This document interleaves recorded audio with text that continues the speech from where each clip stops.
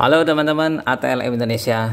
Nah, kali ini kita membahas kajian anemia ya dalam studi khusus di hematologi 2. Materi kita yaitu anemia hemolitik. Jadi anemia yang mana eritrosit mengalami kerusakan atau ya pecah ya di channel ATLM Indonesia. Semoga teman-teman selalu sehat dan dimurahkan rezekinya. Oke, kita mulai dulu dengan pengertian atau definisi anemia hemolitik. Anemia hemolitik adalah anemia yang disebabkan adanya peningkatan destruksi eritrosit yang melebihi kemampuan kompensasi eritropoiesis sumsum tulang. Jadi banyak eritrosit yang pecah sementara sumsum tulang memproduksi atau menyediakan eritrosit yang baru itu tidak sesuai atau tidak mampu, sehingga terjadi kekurangan eritrosit di dalam darah tepi. Maka apabila ini terus berlanjut maka terjadilah anemia. Nah, kemudian lagi kita masuk ke etiologinya ya. Pertama, defek molekuler, yaitu hemoglobinopati dan enzimopati. Jadi ini tidak bergunanya atau tidak berfungsinya hemoglobin dan enzim sebagaimana mestinya. Yang kedua, abnormalitas struktur dan fungsi membran. Di sini ada defek membran eritrosit. Jadi di sini mengalami kecacatan pada membran eritrosit. Yang kedua, defisiensi G6PD, jadi kekurangan enzim glukosa 6 fosfat dehidrogenase. Kemudian yang ketiga, faktor lingkungan. Faktor lingkungan ini terkait dengan trauma mekanik, juga karena autoantibody. Di sini reaksi imun. Kalau mekanik ini teknis ya, sifatnya mungkin trauma. Oke, lanjut kita masuk masih di anemia hemolitik. Anemia pada destruksi yang meningkat itu bisa terjadi yaitu normokrom normositer anemia. Anemianya akan seperti itu ya, anemia normokromik normositik. Penurunan usia eritrosit karena pemecahan eritrosit yang berlebihan. Kemudian retikulositosis, ini respon terhadap peningkatan destruksi eritrosit ya. Jadi produksi eritrosit meningkat, retikulositnya ya, karena perlu banyak eritrosit sehingga eritrosit yang belum matang seperti retikulosit segera dibawa atau diangkut ke darah tepi. Kemudian peningkatan bilirubin indirect, ini karena pecahnya eritrosit sehingga banyak menghasilkan hemoglobin bebas. Hemoglobin bebas dipecah menjadi hem dan globin. Lalu dari hem ini dicabut besinya sehingga terbentuk biliverdin. Biliverdin menjadi bilirubin. Bilirubin ini adalah bilirubin indirect yang diikat oleh protein plasma, yaitu dari albumin atau globulin. Nah, bilirubin indirect inilah yang meningkat sehingga nanti pada saat pengukuran bilirubin total dengan direct, maka bilirubin indirectnya yang tinggi. Lanjut lagi, peningkatan LDH. Kita tahu LDH ini bersumber salah satunya dari eritrosit. Apabila eritrosit pecah maka akan melepaskan enzim LDH sehingga enzim LDH meningkat di dalam darah. Nah, lalu lanjut lagi ya teman-teman. Anemia normokromik normositer itu terjadi peningkatan retikulosit atau norma retikulosit. Nah, peningkatan retikulosit itu dapat terjadi pada kasusnya salah satunya adalah anemia hemolitik. Ya, tanda hemolisis positif ya yang sebelah kiri. Di situ mungkin bisa dibuktikan dengan tes kum, bisa positif atau negatif. Kalau positif berarti IHA, bila negatif itu ada riwayat keluarga positif mengalami enzimopati, membranopati, hemoglobinopati, atau juga mungkin bisa terjadi mikroangiopati atau karena obat atau parasit. Misalnya pemberian obat tertentu menyebabkan eritrosit pecah berlebihan atau infeksi parasit, misalnya infeksi malaria. Oke ya, ini kita melihat algoritmiknya, kita melihat algoritmanya ini di anemia hemolitik dengan penanda retikulositosis. Lanjut lagi ya teman-teman, kita di pergantian sel darah merah secara normal. Nah, secara fisiologis usia eritrosit itu kurang lebih 120 hari. Apabila 120 hari, maka eritrosit ini akan dihancurkan oleh sistem RES, dalam hal ini adalah makrofag, yaitu mengganti eritrosit karena eritrositnya sudah tua. Jadi tidak jelas tanda apa pada eritrosit. Kemudian lien merupakan lokasi utama dari clearance eritrosit. Jadi pembersihan eritrosit dilakukan oleh lien atau limpa.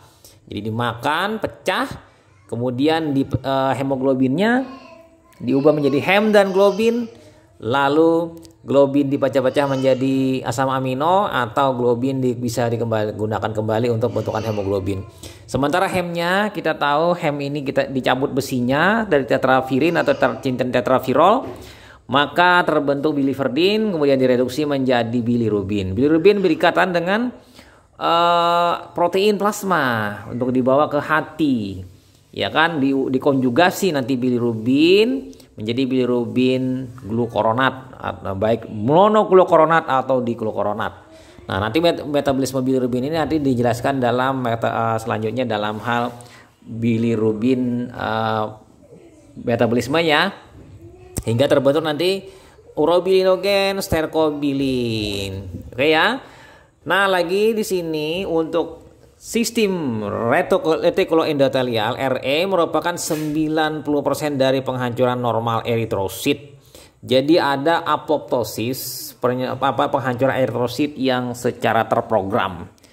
Jadi kalau sudah tua pasti dimakan. Tapi kalau tidak tua, sudah dihancurkan atau pecah, berarti ini adalah arahnya anemia hemolitik. Di RBC itu terjadi karena peningkatan pemecahan eritrosit itu adalah anemia hemolitik. Oke, kita pindah lanjut lagi pemecahan eritrosit RBC. Ini ada pertama ekstravaskular dan intravaskular. Ekstravaskular itu dijalankan oleh makrofag. Ya kan, seperti saya bilang tadi, eritrosit pecah, keluar hemoglobin, dipecah menjadi hem dan globin, ya kan, maka terpisah menjadi 3. Globin diubah menjadi asam amino, kemudian besi dilepaskan, diikat oleh transferin, sementara sisanya protoporfirin menjadi bilirubin. Bilirubin dalam bentuk unconjugate diikat oleh albumin, dibawa ke liver. Lalu bilirubin dikonjugasi menjadi bilirubin glukoronat dan ditransfer di kanal kulit empedu lewat ke duodenum ke saluran cerna menjadi serkobilin dan reabsorpsi kembali melalui siklus enterohepatik melalui ginjal, lalu sebagai urobilinogen dalam urin. Sementara intravaskular ini eritrosit mengalami pecah, keluarlah hemoglobin, maka hemoglobin tadi menjadi metalbumin, lalu oleh ginjal terbagi adalah hemoglobinuria dan hemosideruria. Ini terjadi bila intravaskular. Nah, lanjut lagi kita di sini kita bisa melihat bahwa berdasarkan tempat lisis dalam sirkulasi darah itu terjadi hal anemia destruksi tadi, yaitu destruksi intravaskular, yaitu jika membran eritrosit mengalami kerusakan akan dihancurkan di sirkulasi, tapi jumlahnya sedikit kecuali pada kasus hemolitik. Contohnya transfusi inkompatibilitas, ABO, PNH dan lain-lain. Jadi misalnya pasien golongan darah A ditranfusi dengan B, maka akan terjadi destruksi intravaskular. Kemudian destruksi ekstravaskular ini dilaksanakan oleh RES, Reticular Endothelial System, oleh sel makrofag melalui sinyal berupa penurunan deformibilitas dan atau perubahan permukaan eritrosit. Jadi kalau misalnya ada gangguan pada eritrosit, misalnya eritrosit anggaplah selnya tadi sel sabit. Sel sabit tadi apabila menyumbat sirkulasi di wilayah lien di RES, maka akan dimakan oleh makrofag. Karena ini dianggap abnormal. Oke, kita pindah. Di sini kita bisa melihat pada skema katabolisme hemoglobin. Jadi eritrosit mengalami pemecahan itu baik ekstravaskular maupun intravaskular. Jadi kita melihat skemanya di sini sudah dijelaskan tadi ya, hampir sama saja dengan penjelasannya. RES hem jadi bisa menjadi hem dan globin diubah menjadi asam amino untuk membentuk protein plasma atau dijadikan sebagai protein plasma. Kemudian hem ya kan diambil besinya, kemudian dibawa oleh transferin, kemudian sisa protoporfirin. Protoporfirin ini diubah menjadi bilirubin tidak larut. Bilirubin tidak larut masuk ke dalam hati, dikonjugasi menjadi bilirubin direct, lalu masuk ke saluran cerna ya kan, diusus, diubah menjadi pigmen feses, dan sisanya diubah menjadi pigmen urin. Sementara secara intravaskuler itu terbentuk hemoglobin dalam darah secara bebas dalam plasma ya. Maka akan diikat oleh haptoglobin ya kan, di sini Hb haptoprotein ya. Haptoprotein kemudian dibawa ke hati untuk diubah ya kan. Sementara akan terjadi juga di situ albumin ya kan. Jadi hemofeksin. Nah, di sini apabila hemoglobin bebas itu bisa saja nanti terbawa melalui sirkulasi ke ginjal, maka ditemukan hemoglobin bebas atau methemoglobin atau hemosiderin di dalam ginjal ya, di dalam urin. Berarti di sini dalam urin akan terjadi hemoglobinuria, methemoglobinuria dan hemosideриnuria. Nanti kita bisa melakukan pemeriksaan granula hemosiderin dengan biru Prusia. Oke, lanjut lagi kita perbandingan hemolisis intravaskuler dan ekstravaskuler. Kita bisa melihat pada tabel berikut ini ya kan. Perbedaan yang mencolok itu adalah di parameter awal yaitu LDH. Kalau ekstravaskuler LDH meningkat, tapi kalau intravaskuler LDH sangat meningkat. Sementara bilirubin ekstravaskuler itu tidak meningkat juga, tapi kalau intravaskuler itu sangat juga meningkat. Jadi sama-sama meningkat ya. Jadi tidak ada perbedaan. Sementara haptoglobin apabila ekstravaskuler itu normal atau rendah, tidak ada kan. Sementara intravaskuler juga rendah sekali atau absen, tidak ada. Untuk hemoglobinuria, free hemoglobin in plasma, urin hemosiderin ini sama-sama keduanya. Jadi kemiripannya tadi ya, kalau di ekstravaskuler ini absen tidak ada. Perbedaan keduanya ini intravaskuler itu ada ya kan, ada. Jadi perbedaan keduanya di sini ada dan tidak ada.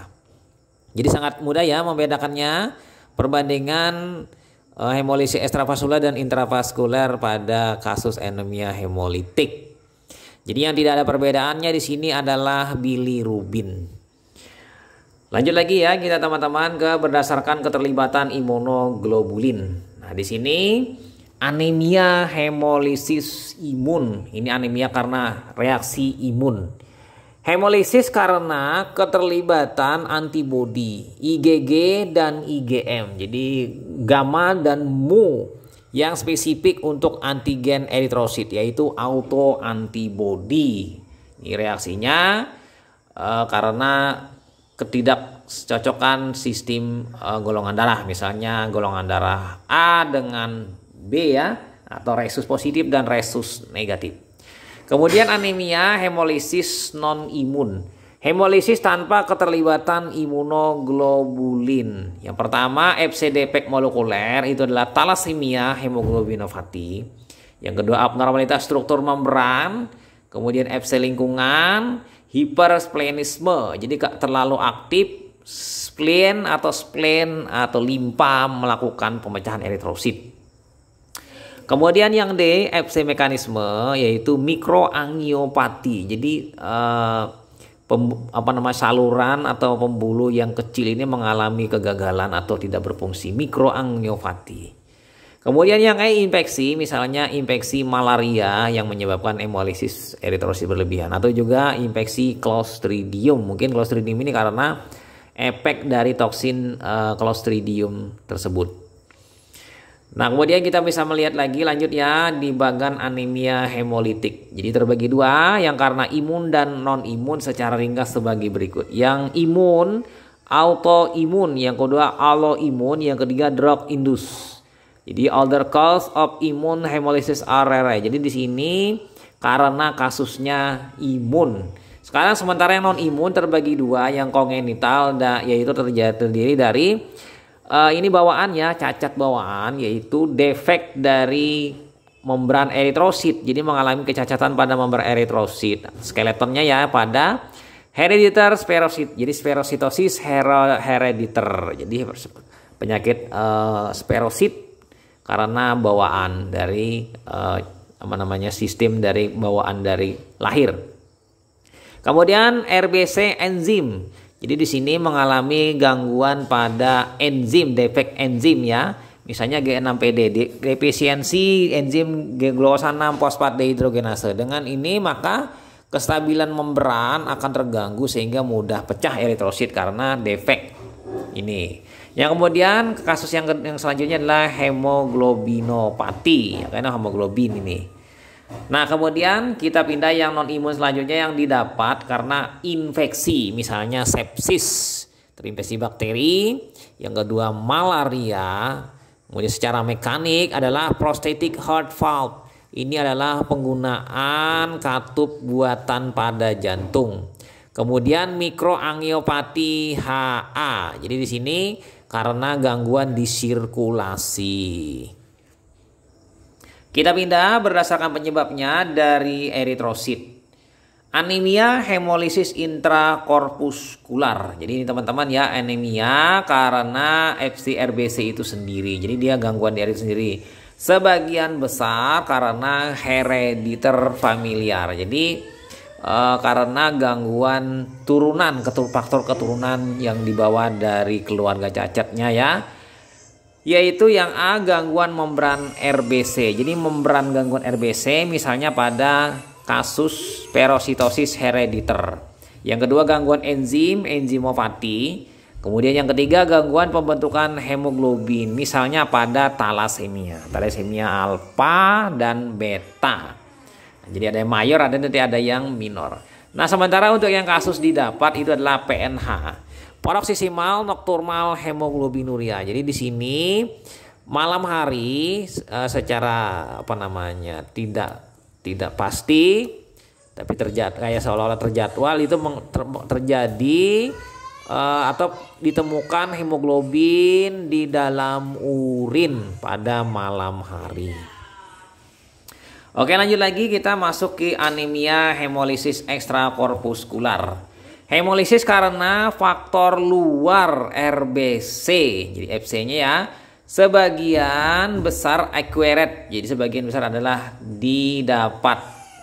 Nah yaitu pertama karena autoimun, yaitu cold and warm type. Jadi ini cold karena bereaksi dingin dan bereaksi hangat. Kemudian yang kedua autoimun itu karena reaksi transfusi. Jadi sesama misalnya antara satu dengan yang lain individu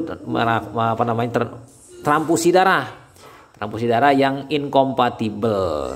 Jadi reaksinya juga ada reaksi setelah bone marrow transplantasi sumsum tulang.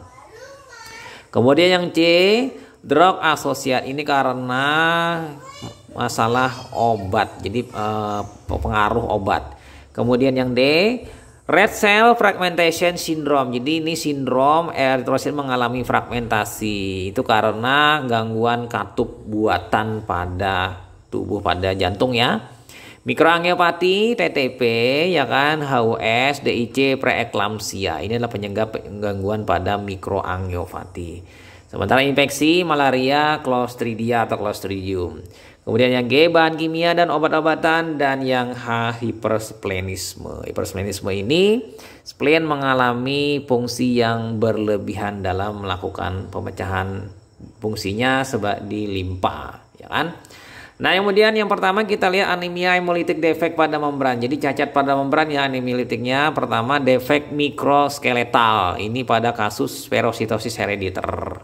Kemudian defek permeabilitas membran. Ini adalah stomatosis herediter. Jadi nanti khasnya ditemukan sel spherosit. Sementara yang stomatosit ini adalah ditemukan sel mulut. Sel yang memiliki mulut stomatosis. Kemudian peningkatan sensitivitas terhadap komplemen. Ini adalah paroksimal nocturnal hemoglobinuria. Ini adalah PNH. Nah, kita lihat di sini pada kasus spherositosis herediter ini akan ditemukan eritrosit yang bentuknya merah gelap, ya kan? Merah gelap ukurannya bulat ya, bulat dan ukurannya tidak besar atau agak kecil. Seperti pada gambar dia berwarna gelap merah ya. Lebih merah dibandingkan eritrosit yang umum, yang normal adalah yang warnanya merah agak-agak muda, kemudian ada pucat-pucatnya di tengah. Nah, di sini karena kerusakan atau tidak adanya molekul sprektin. Jadi di sini leads to loss of RBC membran. Jadi di sini mengalami membrannya yang mengalami loss. Jadi leading to spherocyte. Jadi ini pada kasus spherositosis sehingga selnya akan membulat ya.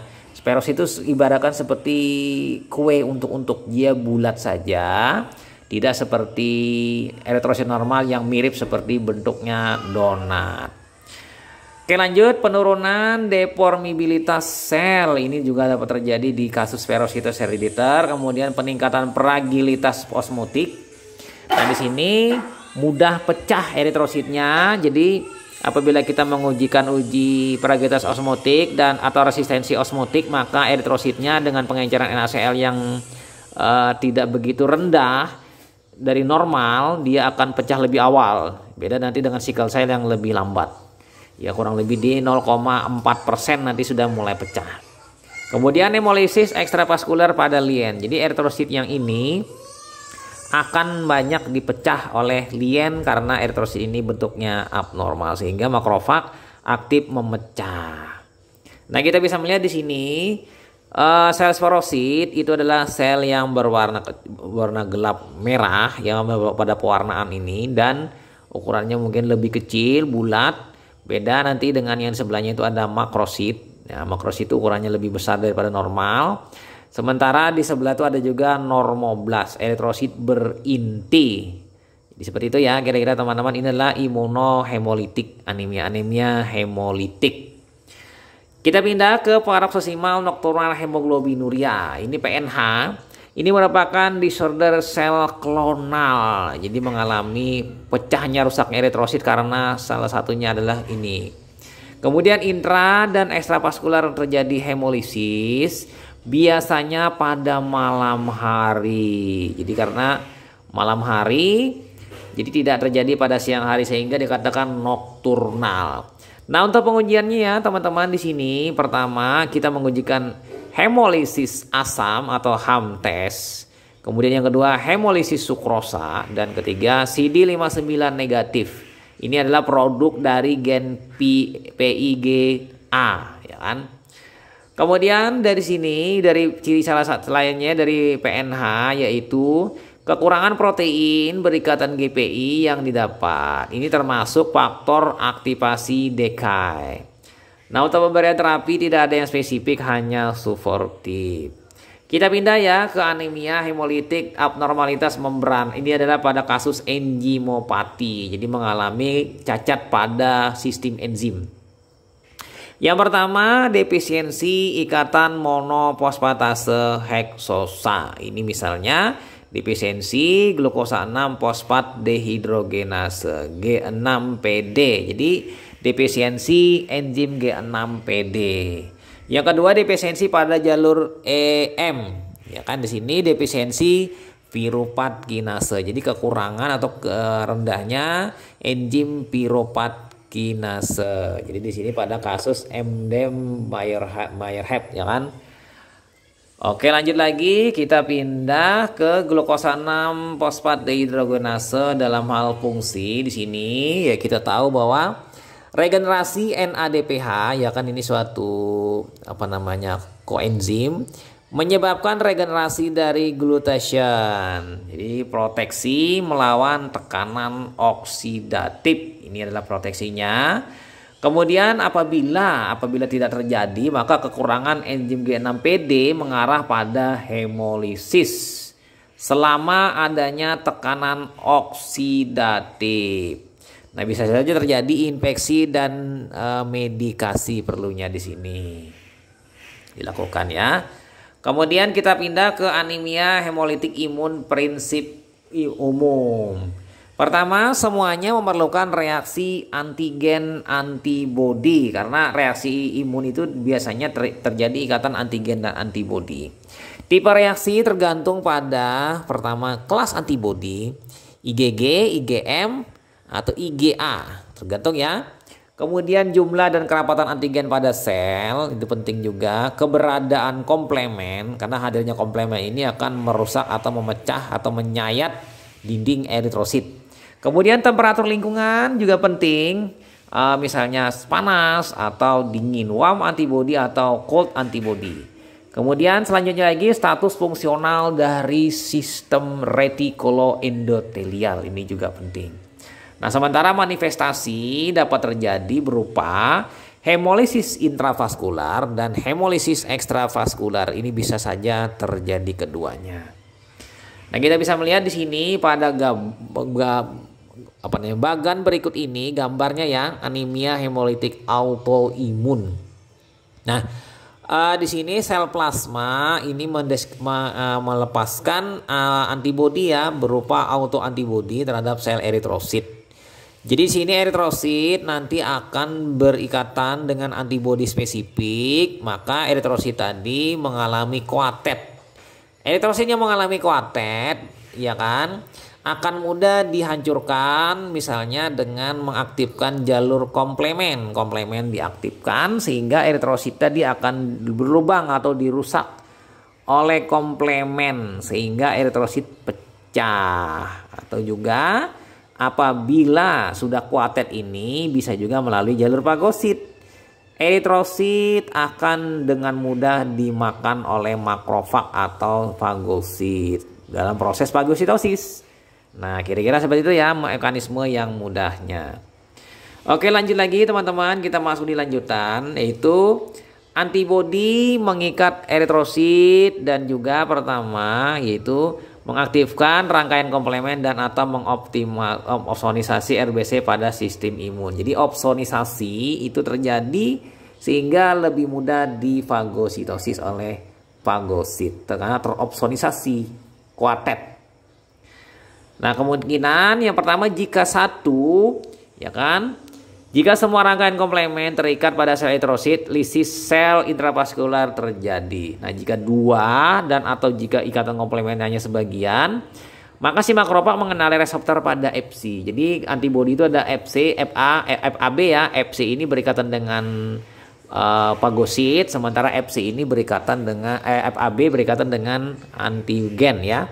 Jadi Fc ini dikenali, maka imunoglobulin dan atau komplemen C3b dan fagositosis RBC menyebabkan penghancuran eritrosit ekstravaskular. Jadi dengan adanya Fc ini maka dengan mudah si fagosit tadi memakan dan menghancurkan eritrosit tadi. Lanjut ya, kita masuk ke tes langsung. Jadi direct. Di sini mencari adanya imunoglobulin dan atau komplemen pada permukaan sel darah merah. Ini secara normal ditemukan pada permukaan RBC. Nah, untuk regenkom itu kombinasi dari anti-human globulin AHG ini dalam dunia imunohematologi ya, dan anti-human komplemen. Ini regennya ya. Lalu bercampur dengan eritrosit sel darah merah pasien, ya kan? Jika imunoglobulin atau komplemen terdapat pada permukaan, jadi yang melekat ya, regenkom akan mengikat sel bersamaan dan menyebabkan aglutinasi pada sel-sel darah merah. Ini bila ada diselubungi antibodi pada eritrosit di permukaannya. Jadi di sini sebelum melakukan uji kom, maka dicuci dulu eritrositnya dan bebas dari protein-protein atau antibodi yang memang tidak melekat. Nah, kita lanjut lagi di sini direct antiglobulin test atau uji kom. Ini adalah seperti pada gambar di situ, eritrosit yang diselubungi antibodi itu apabila kita reaksikan dengan anti-human globulin AHG, maka terjadi ikatan antibody sehingga seperti pada gambar eritrosit berikat dengan antibody tadi berikat dengan anti-human globulin atau anti-antibody sehingga seperti pada gambar yang ujung. Oke ya, kita bisa melihat di sini di rekom dilihat dimulai dengan eritrosit pasien yang berikatan koatet dengan IgG atau komplemen, lalu muncul kita gunakan di sini adalah antibodi ya kan, anti human IgG dari atau C3 kom reagen. Maka akan terbentuk ikatan seperti ini ya dari kelas IgG berupa aglutinasi di dalam tabung. Aglutinasinya tidak begitu besar karena di sini antibodinya kelas IgG bukan IgM yang antibodinya aglutinasinya yang berukuran besar. Nah, kita pindah ke kumtes yang tidak langsung, indirect. Jadi di sini mencari antibodi anti sel darah merah pada serum pasien. Di sini beda ya, mencari antibodi anti sel darah merah pada serum pasien. Menggunakan sebuah panel dari eritrosit ya kan dengan antigen permukaan yang dikenal. Di sini mencampur serum pasien dengan sel pada sebuah panel dari sel-sel darah merah dengan antigen permukaan yang dikenal. Jadi di sini lalu kita tambahkan reagen kum ke dalam campuran ini. Nah, jika antigen anti RBC ada di dalam serum, maka aglutinasi akan terjadi. Ilustrasinya sebagai berikut ya, teman-teman bisa melihat indirect kum. Jadi pasien ya kan, serum pasien yang berisi anti RBC ya kan. Kita bisa lihat di sini. Lalu kita reaksikan dengan eritrosit dan antibodi. Jadi eritrosit normal ya dan reagen kum ya antibodinya, anti human globulin. Mungkin akan terjadi ikatan seperti ini. Eritrosit berikatan dengan antibodi. Antibodi tadi berikatan dengan AHG sehingga terjadi aglutinasi pada tabung. Jadi beda ya. Yang tadi direct kum, yang ini indirect kum. Nah, untuk melihatnya perbedaan keduanya kita bisa melihat pada gambar. Jadi gambar atas direct kum, direct antiglobulin test, sementara yang di bawah indirect kum, indirect antiglobulin test. Jadi perbedaannya keduanya ya cukup lumayan ya. Ya, jadi yang pertama untuk mencari eritrosit yang diselubungi antibodi, yang kedua mencari antibodinya, ya kan, dengan menggunakan eritrosit. Oke, kita lihat di sini pada gambar normal kontrol seperti ini dalam tabung tersebar merata halus eritrosit. Apabila positif, maka akan terjadi aglutinasi berupa gumpalan-gumpalan halus. Aglutinasi eritrosit positif test. Jadi catatan di sini aglutinasinya pada tabung itu berbulir-bulir ya, beda dengan yang normal halus. Tidak terjadi aglutinasi. Nah, hemolisis autoimun tipe panas yang kita bahas saat ini. Oke ya. Biasanya antibodi IgG kelas G dengan cara mengikat komplemen hanya sampai level C3. Pengikatan imunoglobulin terjadi pada setiap temperatur. Jadi reseptor Fc atau C3b dikenali oleh makrofag. Ya kan, dia reseptornya, sehingga makrofag akan melakukan fagositosis. Terjadilah hemolisis yang secara primer ekstravaskular. Jadi di luar sirkulasi, berarti di limpa lien ya sebenarnya terjadinya ini. Nah, 70% dikaitkan dengan penyakit lainnya. Ini bersifat responsif terhadap steroid atau splenektomi yang akan responsif ya. Nah, kita pindah ke hemolisis autoimun tipe dingin. Cold agglutinin yaitu paling banyak termediasi dengan IgM. Yang tadi IgG, ini IgM. Ikatan antibodi terbaik pada suhu 30 derajat Celcius atau di bawah, karena di sini tidak perlu suhu optimum 37. Ini suhunya suhu di bawah 37. Optimumnya itu sekitar 30. Lalu di sini mengikat seluruh rangkaian komplemen. Jadi di sini aktivasi komplemennya bagus karena di IgM bukan di IgG. Nah, mengarah pada pembentukan komplemen kompleks serangan membran di sini yang bisa menyebabkan terjadinya lisis eritrosit di dalam vaskular. Karena di sini aktivasi komplemen karena terbentuknya sudah eritrosit yang kuatet. Secara tipikal hanya komplemen yang ditemukan pada eritrosit karena komplemen yang menyerang eritrosit. Jadi 90% dikaitkan dengan penyakit lainnya. Bisa saja terjadi dan tidak begitu responsif terhadap steroid. Kemudian bisa juga splenektomi, responsif terhadap plasmaferesis.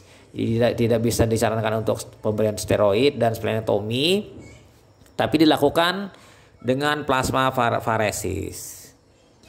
Oke, kita pindah ke perbandingan tipe hangat dan tipe dingin pada kasus reaksi antigen antibodi ya, tipe hangat, tipe dingin. Itu kasusnya kalau tipe hangat idiopatik, tipe dingin juga idiopatik, sama-sama sekunder. Kemudian tipe hangat itu misalnya pada SLE, penyakit autoimun, sementara tipe dingin misalnya infeksi pada pneumonia. Ya kan, Mycoplasma mononukleus infecciosa. Ya kan? Sementara tipe hangat itu terjadi pada CLL, ya kan, kronik leukemia limfositik, ya kan, kemudian limfoma. Sementara pada tipe dingin itu limfoma. Apabila pemberian obat itu metildopa, sementara kalau tipe dingin itu hemoglobinnya dingin, paroksisimal. Kemudian di situ fludarabin juga bisa diberikan. Nah, di sini jarang ya disertai infeksi. Jadi jarang disertai infeksi sifilis. Oke, kita pindah ke anemia hemolitik imun ya. Di sini hemolisis yang berhubungan dengan obat. Hemolisis autoimun itu adalah hemolitik sebagai akibat reaksi transfusi, bisa juga ya. Karena alo ini berarti sejenis. Kemudian penyakit hemolitik pada bayi baru lahir ini adalah ini pada kasus pada bayi baru lahir di sini penyakit hemolitik HDN, hemolytic disease of newborn, atau juga erythroblastosis fetalis. Kemudian kita pindah hemolisis autoimun. Hemolisis autoimun panas juga pada hemolisis autoimun dingin bisa saja terjadi. Lanjut lagi, kita pindah ke hemolisis autoimun berhubungan dengan obat, yaitu mekanisme imun kompleks. Ini terjadi pada kondisi misalnya pemberian obat quinidin, quinin, dan isoniazid, INH, isoniazid hidrasid. Ini bisa mengalami pecah atau kerusakan karena pembentukan imun kompleks dari tadi ya. Kemudian yang kedua, mekanisme imun haptenik. Jadi dia seperti halnya hapten. Jadi hapten ini bisa saja merangsang imun ya. Misalnya pada pemberian penisilin, cefalosporin. Jadi keduanya ini bisa menyebabkan pecahnya eritrosit. Yang ketiga, mekanisme autoantibodi yang sebenarnya. Ini karena misalnya pemberian metildopa atau L-dopa atau fruquinamide, atau juga pada pemberian ibuprofen. Ibuprofen ini mirip-mirip kerja dengan paracetamol ya, sebagai antiviretik, analgesik ya, mungkin antiinflamasi. Kita pindah hemolisis yang diinduksi obat, mekanisme imun kompleks ini. Pertama, itu karena obat dan ikatan antibodi di dalam plasma.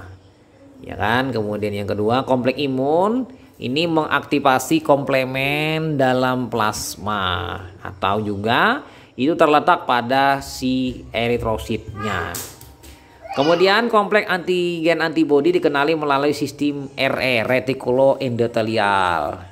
Lalu lanjut lagi, itu adalah sel darah merah mengalami lisis. Nah, kita pindah ke hemolisis yang diisi obat, mekanisme haptenik. Ini karena dia menyerupai hapten. Obat-obatan mengikat dan bereaksi dengan protein permukaan sel eritrosit, sehingga di sini antibodi mengenali protein alterasi, jadi dikenalnya sebagai hapten. Jadi kurang lebih obat-obatan tadi sebagai benda asing. Jadi karena itu antibodi mengikat protein yang teralternasi dan menginisiasi proses yang mengarah pada hemolisis. Jadi pecahlah eritrosit tadi. Nah, kita pindah ke hemolisis yang diinduksi obat, formasi autoantibodi yang sebenarnya. Ini misalnya pada kasus-kasus obat-obatan tertentu terlihat menyebabkan antibodi yang bereaksi dengan antigen. Ini ditemukan ya secara normal pada permukaan eritrosit dan tetap terjadi walaupun obat-obatan tersebut dihentikan. Ini bisa terjadi ya. Oke, kita bisa melihat di sini mekanismenya, lihat pada gambar kasusnya, misalnya pada kasus haptenik penisilin. Penisilin ini drugnya maka dia akan berikatan atau berada di membran eritrosit, lalu dikenali sebagai antigen pada eritrosit, sehingga terjadilah ikatan dengan antibodi yang diproduksi oleh tubuh dan pecah atau sebagaimana mekanisme penghancuran eritrosit. Ada juga auto antibody karena metil dopa. Jadi drug metil dopa itu menyebabkan sistem imun mengalami gangguan sehingga terbentuk auto antibody yang menyebabkan eritrosit diselubungi oleh antibody, dan eritrosit yang koated ini atau teropsonisasi ini siap untuk dihancurkan oleh sistem imun ya, melalui mekanisme pecah oleh adanya pemberian komplemen atau fagositosis. Oke, kita pindah hemolisis autoimun, hemolisis akibat reaksi transfusi ya, transfusi darah. Pertama disebabkan karena pengenalan antigen asing pada transfusi sel-sel darah. Kita bisa melihat di sini ada beberapa tipe. Tipe pertama, hemolisis intravaskular cepat. Ini dalam hitungan menit terjadi reaksi. Jadi tergantung antibodi yang dibentuk sebelumnya. Ini pasti akan mengancam jiwa karena reaksinya cepat sekali. Hitungan menit terjadi reaksi. Ini adalah reaksi hemolisis segera atau cepat ya. Yang kedua, hemolisis ekstravaskular lambat. Ini hitungan hari. Biasanya akibat pajanan berulang terhadap suatu antigen asing di mana sebelumnya telah terjadi pajanan serupa. Biasanya hanya berupa gejala-gejala ringan. Ini hitungan hari ya. Sementara yang ketiga, sensitisasi tertunda. Ini adalah kasusnya mingguan, berminggu-minggu. Biasanya terjadi akibat pajanan pertama terhadap antigen asing. Ini sifatnya asimptomatik ya, gejalanya tidak begitu terlihat dan tidak khas. Oke, kita pindah ke hemolisis autoimun untuk pengujian sebelum transfusi apa saja. Yang pertama yaitu golongan darah ABO ya kan, kemudian juga tipe resus, itu baik dari donor dan resipien ini harus diuji ya supaya matching dan dilakukan proses cross match.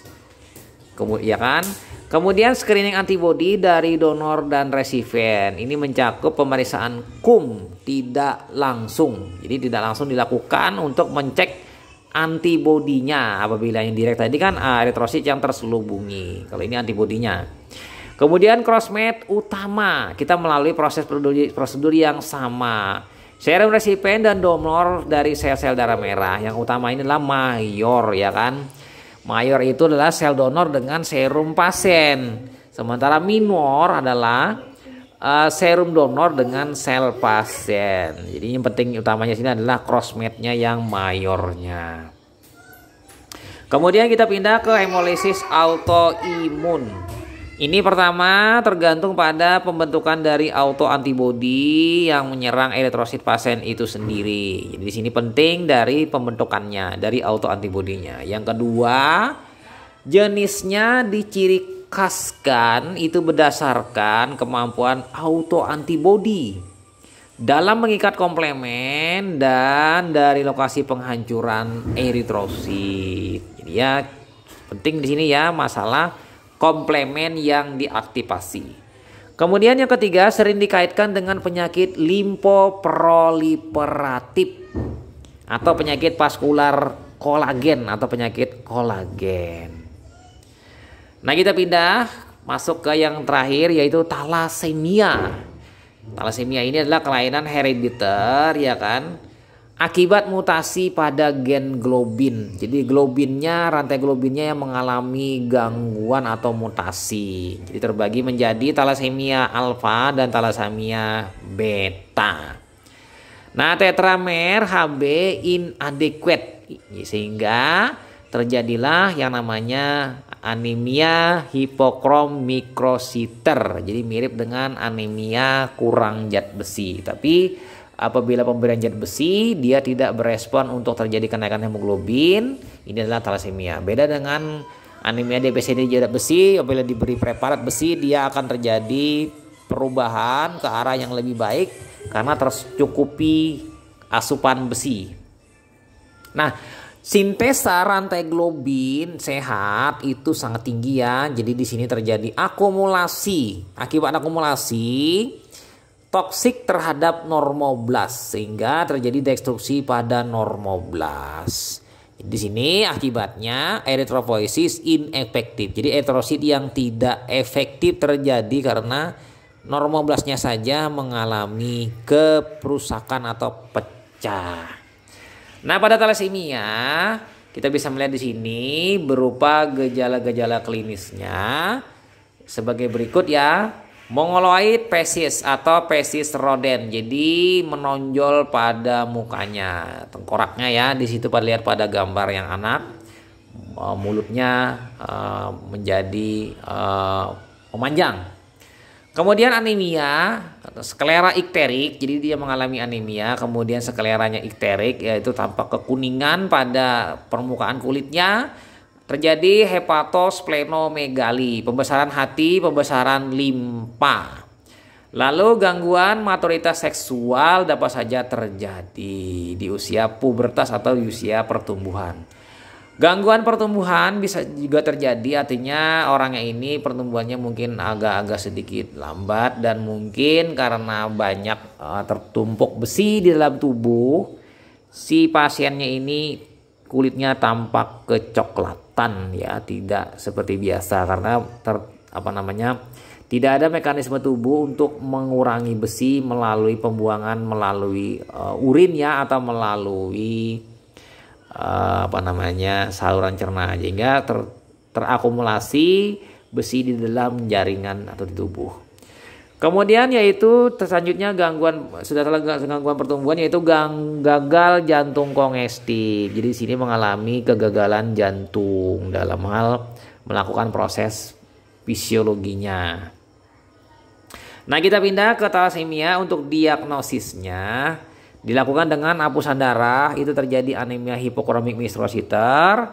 Sel target ditemukan sesuai dengan tanda panah warna biru. Kemudian mungkin ada ditemukan normoblast, sel yang berinti ya, metarubrisit, ya kan, retikulosit juga mungkin ditemukan, tapi metarubrisit mungkin banyak, ya kan. Kemudian ada tanda hemolisis, yaitu dengan peningkatan retikulosit, yaitu retikulositosis, dan terjadi peningkatan bilirubin indirect. Jadi memang tanda-tanda anemia hemolitik karena talasemia ini adalah dua ini, retikulosit meningkat dan bilirubin indirect meningkat. Nah, perlu juga dilakukan elektroforesis hemoglobin untuk melihat sebaran jenis-jenis hemoglobin pada talasemia. Jadi ini kan yang cacatnya di hemoglobinnya. Nah, klinik anemia hemolitik secara klinis, anemia hemolitik itu dapat terjadi akut atau kronis. Gejalanya umum seperti anemia pada umumnya. Penandanya yaitu indeks retikulosit meningkat lebih dari 2%. Ini pastinya ya, ini penanda yang khas pada anemia hemolitik. Ini menggambarkan kecepatan akselerasi produksi eritrosit terhadap adanya anemia. Kemudian abnormal, bentuk abnormal pada eritrosit di dalam perifer bisa mungkin ditemukan sferosit atau fragmen sel atau fragmen eritrosit. Jadi sistosit sebagai fragmen selnya atau helmet sel. Jadi ini eritrosit yang terbelah, seolah-olah kayak terbelah dua, bentuknya seperti helm atau seperti pecahan. Kemudian selanjutnya adalah peningkatan LDH. Jadi laktat dehidrogenase mengalami peningkatan karena pecahnya eritrosit melepaskan laktat dehidrogenase ke dalam serum atau plasma. Kemudian peningkatan bilirubin indirect, kemudian penurunan serum haptoglobin. Ini pastinya ya. Nah, pada kasus yang berat, onset cepat itu dapat dijumpai demam. Jadi pasien mengalami demam, pucat, kemudian badannya kuning, ikterus, ya kan. Kemudian hepatosplenomegali, pembesaran hati dan limpa. Kemudian hiperpneo, dia sukar bernapas ya. Kemudian takikardi, jadi jantungnya mengalami ya denyut tidak ini takikardi ya. Kemudian lagi angina, jadi angina juga atau gagal jantung. Jadi di sini mengalami angina ya. Oke, angina pectoris mungkin. Oke, kita lanjut ke untuk laboratoriumnya apa saja. Pertama, secara terhadap etiologi, kita lakukan pemeriksaan kumtes untuk hemolitik autoimun. Ini bila kita ingin melihat secara uji kom. Yang kedua, HAM-tes itu adalah PNH. Kalau G6PD itu adalah G6 defisiensi, enzim G6PD. Sementara piruvat kinase inilah untuk kasus defisiensi enzim piruvat kinase. Nah, untuk Donat-Landster test ini adalah proximal clot hemoglobinuria. Sementara elektroforesis HB ini untuk membedakan talasemia atau diagnosis talasemia. Sementara tes fragilitas osmotik itu adalah melihat spherositosis sekunder. Jadi ada spherositosis nanti dibedakan dengan kasus normal dengan anemia sickle cell. Jadi spherositosis akan mengalami fragility yang meningkat. Sementara sickle cell itu adalah fragility-nya mengalami penurunan atau resistensi meningkat.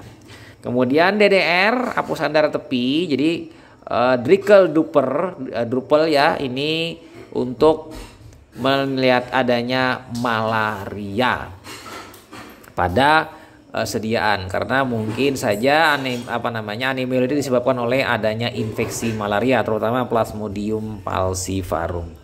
Oke ya, itu saja teman-teman materi kita tentang anemia hemolitik. Secara luas dan secara panjang lebar kita bahas pada saat ini.